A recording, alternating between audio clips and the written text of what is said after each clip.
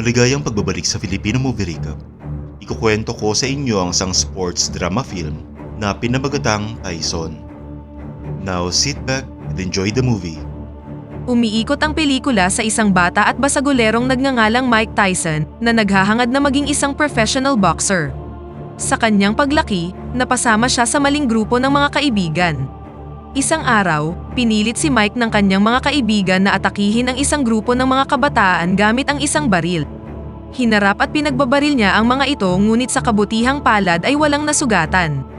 Gayunpaman, nalaman niyang iniwan siya ng kanyang mga kaibigan kaya't tumakas na din siya sa lugar. Muling nasangkot si Mike sa kaparehong sitwasyon ng siya'y 13 anyos at naaresto na siya ng 38 beses. Nagresulta ito sa kanyang pagkakakulong at inilagay sa loob ng Tyren Juvenile Detention Center. Doon nakilala ang umuusbong na kakayahan ni Mike sa boxing ng dating boksingero na nagngangalang Bobby Stewart. Pagkatapos ng ilang buwang pagsasanay, dinala siya ni Bobby sa Catskill, isang boxing gym club sa New York City, at ipinakilala siya sa kilalang trainer na si Cus D'Amato. Nakipag-sparring si Mike sa isang boksingero mula sa club at agad na humanga si Cus sa kanyang lakas at potensyal. Bilang resulta, nagpasya siyang kunin si Mike bilang kanyang boksingero at inimbitahan siyang manatili sa kanyang bahay kung saan niya sinasanay ang iba pa niyang fighter. Pagdating sa bahay, ipinakilala ni Cus si Mike sa kanyang asawang si Camille. Gayunpaman, mukhang nadismaya siya sa pagdagdag ni Mike sa bahay dahil meron na silang sapat na bilang ng mga taong naninirahan doon. Mula noon, sinimulan ni Cus ang mahigpit na pagsasanay kay Mike para gawin siyang isa sa pinakamahuhusay na boksingero. Isang araw, ang 16 na taong gulang na si Mike ay nakatanggap ng hindi magandang balita na patay na ang kanyang ina, kaya naglakbay siya pabalik sa Brooklyn upang dumalo sa libing ng kanyang magulang. Sa kabila ng malungkot na okasyon, ayaw ni Mike na gumugol ng maraming oras sa Brooklyn at sa halip ay bumalik sa New York upang ipagpatuloy ang kanyang pagsasanay. Bilang pag-alala sa kanyang ina, nagpasya siyang magtayo ng kulungan ng kalapati bilang isang nakakaantig na pagpupugay sa alaala ng kanyang ina. Lumapit si Cus sa nagdadalamhating si Mike at pinagaan ang kanyang pakiramdam sa pamamagitan ng pagsabi na ang isang professional boxer ay patuloy na nagsusumikap kahit ano pa ang kanyang nararamdaman o pinagdadaanan. Pagkatapos, ibinigay ni Cus ang isang golden pin kay Mike na ibinigay sa kanya ng legendary boxer na si Muhammad Ali. Agad niya itong ikinatuwa at lalo pang pinasigla ang kanyang pagnanais na magsanay para sa kanyang paparating na laban. Lumipat ang eksena sa Junior Olympics noong 1982 kung saan ginawa ni Mike ang kanyang unang amateur boxing fight. Sa pagkabigla ng lahat, nanalo siya ng TKO sa laban sa loob lang ng 8 segundo sa unang round. Samantala, lumalabas na gustong ampunin ni Cus si Mike kaya ipinaalam niya ito sa kanyang asawa. Buong pusong tinanggap ni Camille ang desisyon dahil gusto niya ring habang buhay nang manatili si Mike sa kanila. Sa pagbabalik ni Mike sa New York, tuwang-tuwa siya nang malamang inampun siya ni Cus at Camille at ang pag-aasam ng isang maliwanag na hinaharap ay pumuno sa kanya ng pag-asa. Kinabukasan, ipinakilala siya sa 2 boxing manager na nagngangalang Jimmy Jacobs at Bill Clayton. Sinabi ni Cus na tutulong sila upang ilayo si Mike sa anumang uri ng problema na maaaring mangyari sa kanyang paglalakbay upang maging number 1. Pagkatapos ng kanyang unang laban sa boxing, ang dati at masasamang bisyo ni Mike ay muling nagsimulang lumitaw, na naging dahilan upang tamarin siya sa kanyang pagsasanay at naging isang pasaway na trainee. Ang isa sa mga trainer na si Teddy, ay sinubukang makipag-usap kay Cus tungkol sa pag-uugali ni Mike ngunit wala din itong epekto dahil malambot ang kanyang puso para sa bata. Hindi nagtagal, hinarap si Teddy ng kanyang menor de edad na kapatid na babae at sinabing sinubukan siyang pagsamantalahan ni Mike na labis na nagpagalit sa kanya. Kaya't sa parehong gabi na umuwi si Mike, tinutukan siya ni Teddy ng baril at binalaan siyang wag nang gumawa ng ganoong bagay kailanman. Gayunpaman, hindi natakot si Mike at ngumiti lang kay Teddy. Ikinagalit ito ng lalaki kaya nagpaputok siya ng warning shot na nagpaalerto sa lahat sa loob ng bahay. Kinaumagahan, nagpa siya nang umalis si Teddy sa bahay ng boksingero pagkatapos ng kanyang kontrobersyal na aksyon noong nakaraang gabi. Bilang resulta, sinuportahan ni Cus si Kevin bilang bagong trainer ni Mike at mabilis na tumaas ang ranggo ni Mike sa pamamagitan ng pag-knockout sa kanyang mga kalaban sa loob ng ring. Binigyan si Mike ng palayaw na Iron Mike Tyson dahil sa kanyang lakas na mapatumba ang mga kalaban sa unang round pa lang ng mga laban. Gayunpaman, habang sumisikat na siya, nagsimula na ring lumala ang kalusugan ni Cus. Pagkatapos ng ilang linggong pagdurusa sa sakit, sumuko na si Cus sa kanyang katandaan at namatay, na labis na ikinalungkot ni Mike.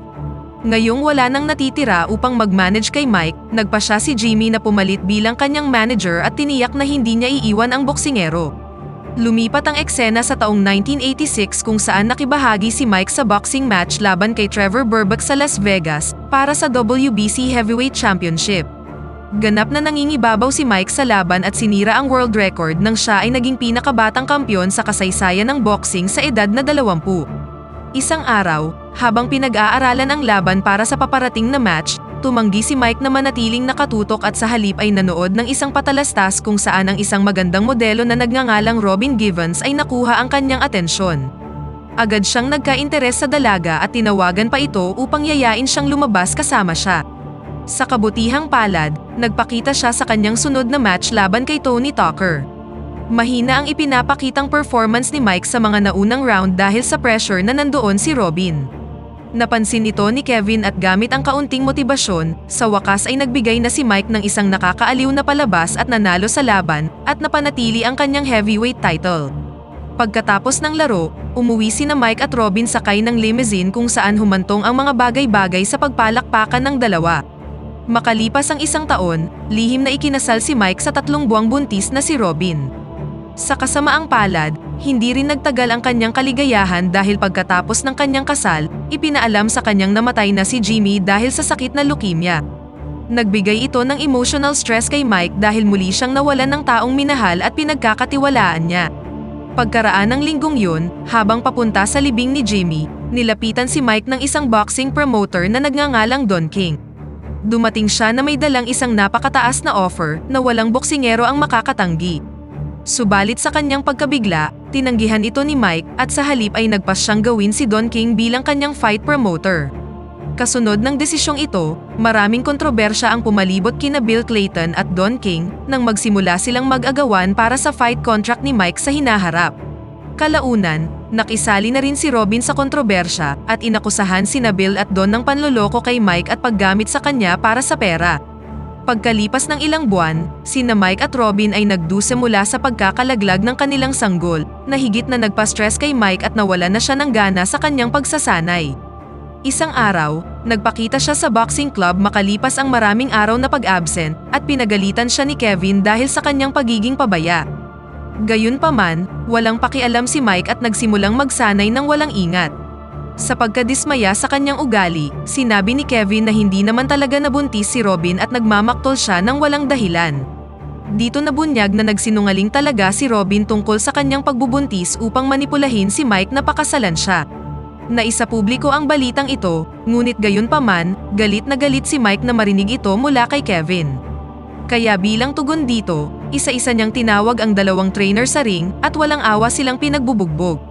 Lumipat ang eksena sa taong 1988 sa gabi ng isa sa pinakamalaking laban ni Mike kay Michael Spinks. Subalit bago pa magsimula ang laban, nalaman ni Bill Clayton na tinanggal siya ni Mike at ginawang bagong manager si Don King. Nagawang manalo ni Mike sa laban at ang lahat ay nag-cheer para sa kanya pagkatapos ng laban. Lumalabas na humiwalay na din si Mike kay Kevin at planong magsanay kasama ang mga trainer na kinuha ni Don King para sa kanya. Isang araw, habang sina Mike at Robin ay nagsasagawa ng joint interview para sa ABC-TV News Magazine show, nasorpresa ang lahat ng ilarawan ng babae na mala-impyerno ang kanyang buhay. Nagbigay din siya ng komento tungkol sa lumalalang mental health issue ni Mike at sinabing makikipaghiwalay siya kung hindi magpapa-therapy ang kanyang asawa. Ang pinagtaksilan na si Mike ay nakaupo lang doon at nakikinig lang sa paulit-ulit na pagrereklamo ng kanyang asawa. Samantala, si Don, Kevin at marami pang iba ay nagulat nang mapanood ang panayam sa TV. Humantong ito sa maraming pagtatalo ng mag-asawa at umabot pa sa puntong pumunta ang mga pulis sa kanilang bahay upang ayusin ang sitwasyon.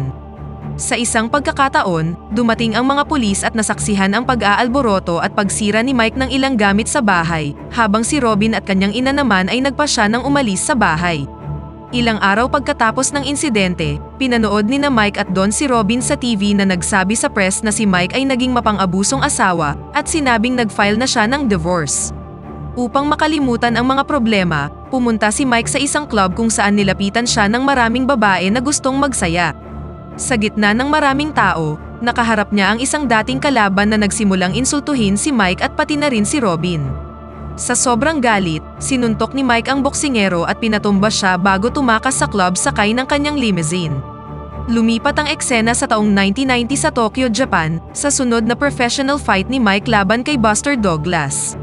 Gayunpaman, malinaw na nawalan na siya ng direksyon sa kanyang career dahil sa stress at kaguluhan sa kanyang personal na buhay. Bilang resulta, hindi naging maganda ang performance ni Mike sa laban at patuloy na nabugbog sa paligid ng ring. Nagawa niyang patumbahin si Buster ngunit muli itong bumangon at nagpatama ng mas malalakas na suntok. Nasaktan ang lahat nang makita si Mike na nasa ganoong kalagayan sa unang pagkakataon at sa kasamaang palad ay na-knockout siya sa ika-10 round. Humantong ito sa kanyang unang pagkatalo sa kanyang buong career at sa makatuwid ay naagaw sa kanya ang heavyweight championship title. Walang masabi si Mike matapos makuha ang unang pagkatalo sa laban, habang si Don King naman ay nagpupumilit na kasuhan ang boxing company sa pag-aakalang siya ang nanalo sa laban. Pagkatapos, bumalik si Mike sa New York at binisita ang matanda ng si Camille. Inalala ng dalawa ang mga nakaraan at nag-usap tungkol kay Cus. Makalipas ang 1 taon, si Mike at ang ilan sa kanyang mga kaibigan ay naglakbay sa Indianapolis upang maging bahagi ng Miss Black America pageant. Pumunta sila upang makilala ang ilan sa mga batang babae na sasali sa event at agad na nahumaling si Mike sa isang kalahok na nagngangalang Desiree Washington. Noong gabi ring yun, tinawagan niya ang hotel na tinutuluyan ni Desiree at ng kanyang mga kaibigan at hiniling na makausap ang dalaga. Sa huli, nakumbinsi ni Mike si Desiree na lumabas para mag-party at nangako sa kanyang marami siyang makikilalang celebrity. Hindi nagtagal, sumakay siya sa limousine ni Mike at bumalik muna sila sa hotel ng boksingero dahil iginiit ni Mike na kukunin niya muna ang kanyang bodyguard. Gayunpaman, pagdating sa hotel, dinala siya ni Mike sa kanyang silid. Dito nabunyag na noong 1991, dinala si Mike sa paglilitis para sa pananakit niya sa 18 taong gulang na si Desiree sa silid ng hotel kung saan niya dinala ang dalaga. Napatunayang guilty si Mike sa charges of assault at kaso ng criminal deviant conduct. Nagresulta ito sa pagkakakulong niya ng 6 na taon sa Indiana Youth Center. Dagdag pa dito, nagsampa rin si Kevin ng civil lawsuit laban kay Mike Tyson para sa danyos. Sa paglaya ni Mike mula sa bilangguan noong March 25, 1995, ipinahayag niyang agad siyang babalik sa kanyang boxing career at si Don ay mananatili bilang kanyang promoter. Gayunpaman, naka-schedule din si Don King na humarap sa paglilitis para sa insurance fraud noong May 1995 at dito na nagtatapos ang pelikula. Pakipindot naman ng like button kung nagustuhan mo ang pelikula at kung hindi naman, pindutin mo ng 2 beses ang dislike button para lang makasiguro.